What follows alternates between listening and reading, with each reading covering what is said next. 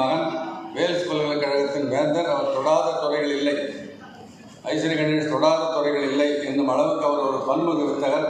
எங்கள் நட்பு வட்டாரத்தில் அவரை ஒரு சுயம்பு என்று வேடிக்கையாக குறிப்பிடுவோம். இவர்கள் அனைவரும் இங்கு வந்து இந்த விழாவில் வாழ்த்துறை வழங்கி புரட்சித் தலைவர் எம்ஜிஆர் அவர்களுக்கு பெருமை சேர்த்திருக்கிறார்கள்.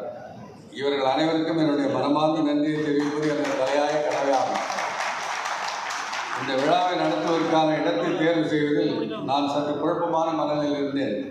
ராமச்சந்திரா மருத்துவக் பல்கலைக்கழகத்தின் வேந்தர் வி.ஆர். வெங்கடாஜலம் அவர்கள் திருவான்மியூர் உள்ள ராமச்சந்திரா கன்வென்ஷன் சென்டரிலேயே இந்த விழாவை நடத்திவிடலாம் மக்கள் என்று என்னிடம் தெரிவித்தார்.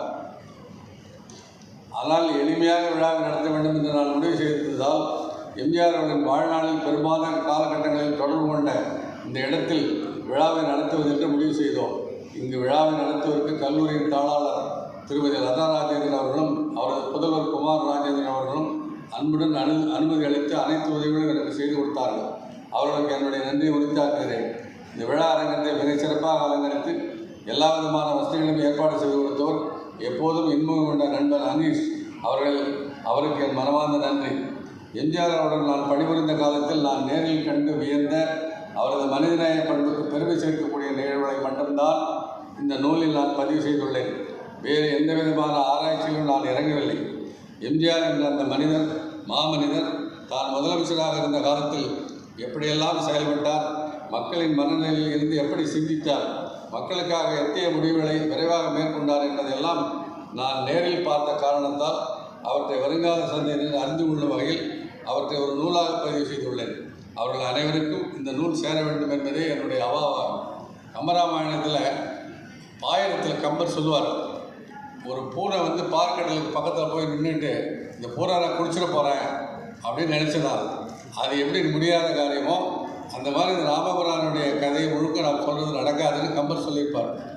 எம்ஜிஆருடைய கதையை யாருமே முழுசாக சொல்லவே முடியாது. புத்தகம் எழுதுகிறவங்க அவங்கவுங்க ஒரு தோல் கண்டார், தோளை கண்டார், தொடுகடல் கமலத்தண்டர், தாள் கண்டார், தாளை கண்டார் என்ற மாதிரி எதையாவது உள்ளதை எடுத்து தான் சொல்லப்படும் மொழியை முழுமையாக சொல்கிறதுக்கு ஆள் இல்லை. அந்த அடிப்படையில் நான் எனக்கு தெரிஞ்ச ஒன்று ரெண்டு ஞாபகம் இருந்தது, எல்லாத்தையும் வச்சு எழுதியிருக்கிற மொழியை இது ஒரு பெரிய பிரபலமான நூல்னா ஐயாலாம் என்னை ரொம்ப பாராட்டுக்கிறாங்க. ரொம்ப அடக்கத்தோடு நான் ஏற்றுக்கொள்கிறேன். இருந்தாலும் கூட எனக்கு தெரிய சொல்லிக்கிறேன். சம்பத் எழுதலாம் ஒரு புஸ்தகம், தங்கவேல் எழுதலாம் புஸ்தகம், ஜவஹர் பாபு எழுதலாம். ஏன்னா அவங்களாம் கூடவே இருந்தவங்க. நாங்கள் ஆஃபீஸில் இருந்தால் சம்பத்தில் கூடவே நிழல் கூடவே போயிட்டு இருந்தவங்க. அந்த மாதிரிலாம் இருக்குது. ஆனால் இந்த நூலை இப்படிலாம் எழுதியிருக்கிறதால அங்கிருந்து பாராட்டி தெரிவித்த அனைவருக்கும் நன்றி தெரிவித்துக் கொள்கிறேன். இங்கே எல்லோரும் வந்திருக்கிறீங்க, நிறைய ஐஏஎஸ் அதிகாரிகள் எல்லாம் இருக்கிறாங்க.